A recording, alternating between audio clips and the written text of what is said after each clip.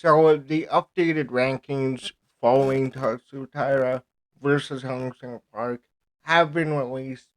Taira is back in the top five of flyweight, and I really want to make a video talking about the future of this division. We obviously have Pantoja as a dominant champ moving in to fight Joshua, man, I cannot believe I forgot his name, who just absolutely, okay, that Roy Bell fight, man, that was incredible. I'm hitting the red, sorry about that. Van is one of the most talented 23-year-olds, however old he is, I've ever seen. I've never seen somebody at his age, besides maybe John Jones, have the fundamentals he does. But we're not talking about Van primarily. Obviously, I want to talk about Tatsuro Taira, what he did this weekend, and obviously it was short notice. Um, and then we'll talk about what is next for him, who I think he should fight.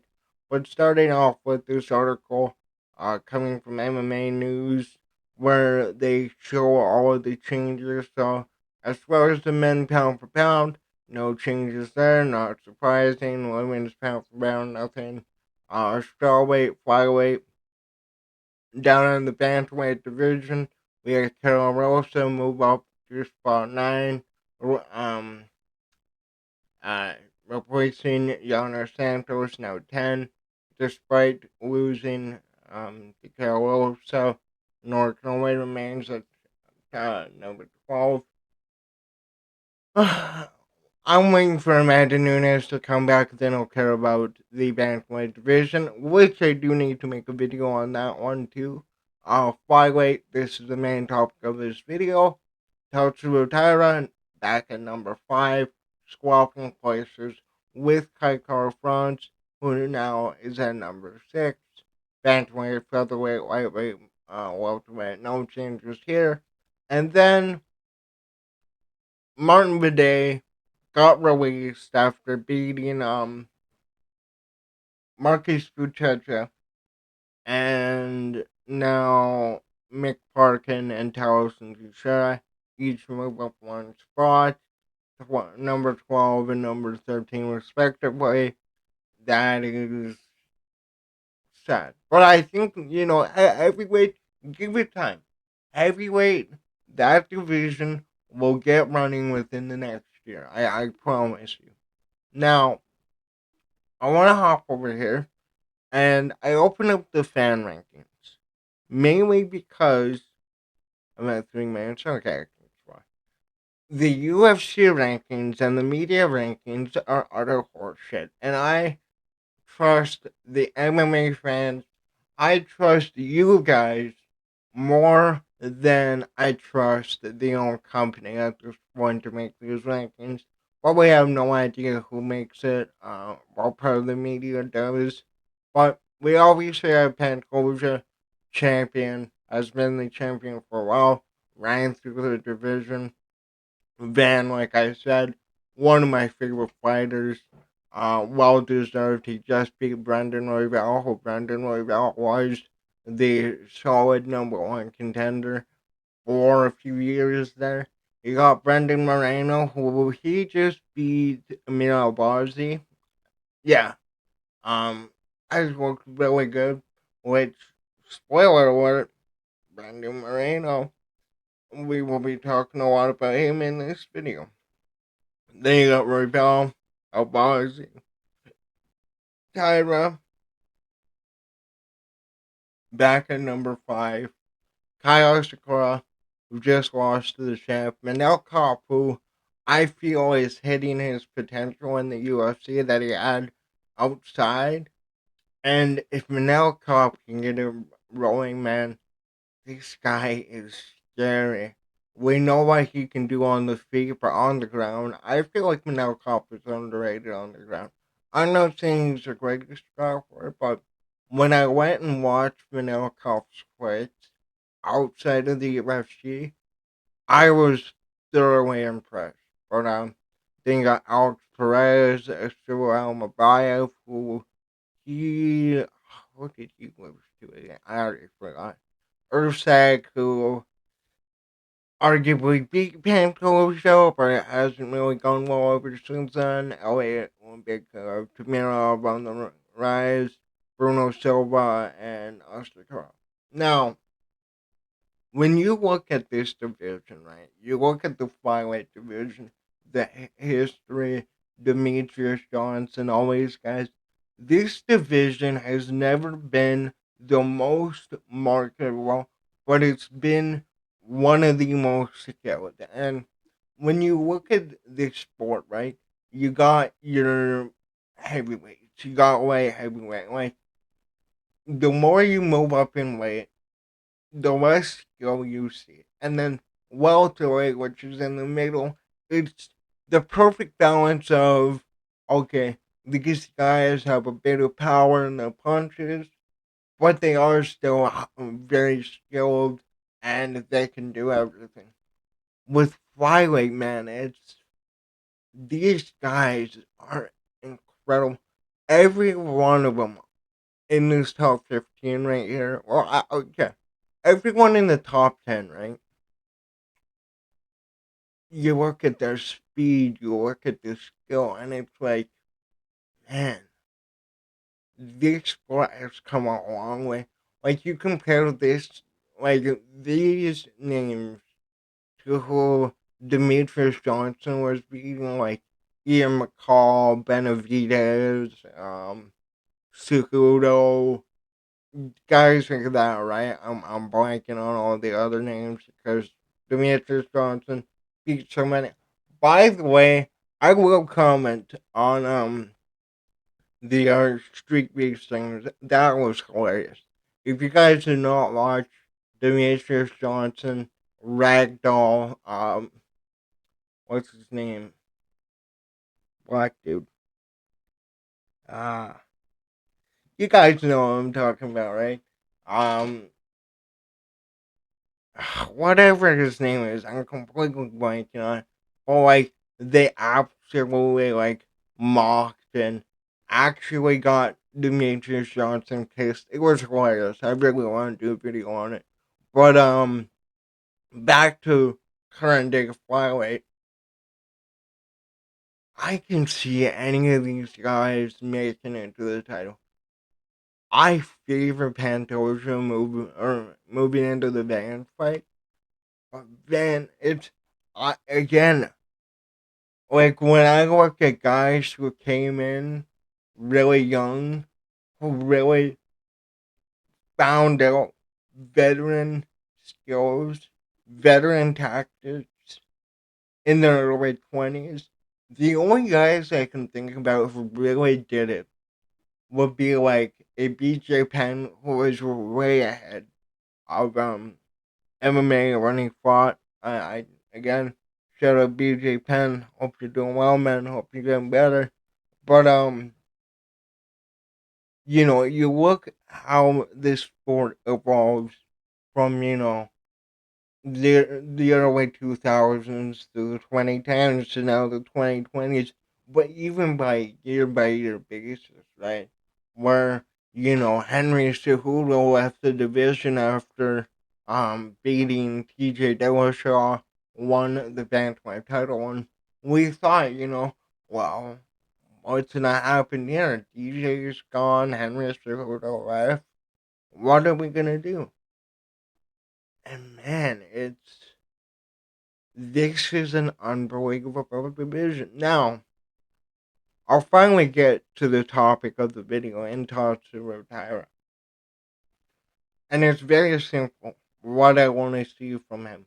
We know that Taira is very well rounded, has been training from a young age, and Japan, the Asian market, we know how big the Asian market for MMA is. He lost to Royval. I really want to see him fight Brandon Moreno, and I made shorts about it. Bisping was the one to bring it up, where he was like, We throw him in there. Brendan Moreno, another guy, really good on the feet, can grapple. There's a threat everywhere. And I like the idea of this. Losing to Royval. Royval just lost to Van. Royval has been the number one contender, like I said, for a few years. I don't expect Royval to really have a major step down. Maybe he fights Kai Car France, who's coming off of a loss in a title fight. But for Taira, you made it back to the top five. The UFC clearly is behind you. Now, we also have Kyle Sakura, who came in as a big name, a big star from the same market, and he got his shot instantly. And Pantoja was able to. I have no better way of saying it than fucking walk through him. He submitted Kyle Sakura, and when I look at this move by the UFC, I totally get that the Japanese Asian market, that is a market that 100% you want to get into. Zhang Mei, that is a prime example, right? She has been the champion for a while. Incredible fighter, just beat Tatiana Suarez in a fight where I thought Suarez was going to beat her. And she out-grappled Suarez, and I thought Suarez was going to win primarily from her grappling, but you know, I like this. I like what we have in this division. And when you're talking about a guy who is, or should be, well, actually, Arnie should be fighting for, but is one fight away from moving up and having a super fight, that leaves the rest of these guys to pick up the scraps, to pick up that belt, that same belt that Demetrius Johnson held, that same belt that Brandon Moreno held, and Henry Cejudo, right? It's a very, very interesting style title when you look at the history of it because of the fact that it's Demetrius Johnson's title. Now, I thought Demetrius Johnson won that second Henry Cejudo fight. I really do. And I stand by that. But uh, for the UFC to make that move, for a division that they were talking about getting rid of, they brought in Ben Askren, who, another one. Man, you're killing it, dude. Hope the recovery is going well. You move out Demetrius Johnson. You plan on getting rid of this division. And then over the last few years, you had these guys step up and you had these guys put on wars with one another. And that's the way I want to see it. I really do think that the flyweight division, and I just watched a video on the fact that they are going down, but one championship, right? Primarily is more on the lighter weight classes. You got the Muay Thai there. You got Raw Tang and all that stuff. But man, it's the skill level. It's the progression in MMA. Flyweight, bantamweight, and then welter. Okay, for me, when you look at overall skill, if you want to look at a division where you're going to have whoever in that cage and purely off of skill, how good will that fight be?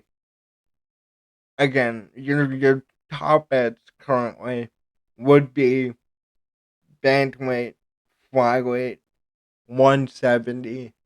Then I would say, 155 was out there, but now you look at that division, you got Sorokin, you got Ilya, Oliveira's aging out, Poirier retired, not out there anymore. which is leaving these other weight classes with the opportunity to push ahead, to excel, and that's what I want to see. That's what I want to see from a guy who, again, fought the number one contender, had a perfect opportunity to, fight for the title. I guarantee you, if Oscar won the belt off of Pantoja, they would have done that fight in Japan. It would have been massive. But now they have an opportunity to really look at this division once more. Look at Kai Ashikura. I guess I'll bring him into this as well. But look at Tatsuro Taira and be like, okay, these guys are high level fighters. These guys are very skilled. How do we match them up in fights where we both test them and put them in a position where they can become twice as big of a star as they were walking into the cage, right? That's how you should be looking at the sport. As a fan, as a promoter, as a fighter. And that's exactly what Tyra did this weekend. That is exactly what Moreno did in his last fight. That is exactly what Joshua Van did in that Royval fight, man. I'm excited, dude. I actually think this division, once Pantoja leaves it, will kind of be like light heavyweight when John Jones left, where it's really anyone's guess. I expect that, even though I'm a big Van fan, I could see this belt being, passed around. Maybe you only get 1 to 2 title defenses, and that's what we're seeing a lot in today's MMA. Gone are the days where we have these big 8, 10, or 8, 9, 10 title defense reigns. If you're able to pick up wins against the top guys of this era, like I feel like a win over like a Joshua Van automatically would be worth like at least three of what DJ's wins were, and that's a point that um Lucas Shakespeare made. That the more I thought about it, the more I completely agree with him, and I do see how you know you need to look at this sport as it's evolving, which is what I do. Um, but yeah, man, I'm excited. I really am for the future of this division. I also need to talk about the women's bantamweight and Amanda Nunes coming back, which I will record that after this video. But let me know, what did you think about Tatsuro Taira's performance or this past weekend? What do you think about him cracking into the top five? What would you do with him? And where do you see the flyweight division going within the next year? I mean, hey man, it's never been one of the premier divisions, but we got that Netflix deal coming up, maybe, most likely. And we got the biggest sporting opportunity of all time. Just, what would it be, 11 months away now, I guess. We're in August. But that's what I got. Thanks for watching. Later.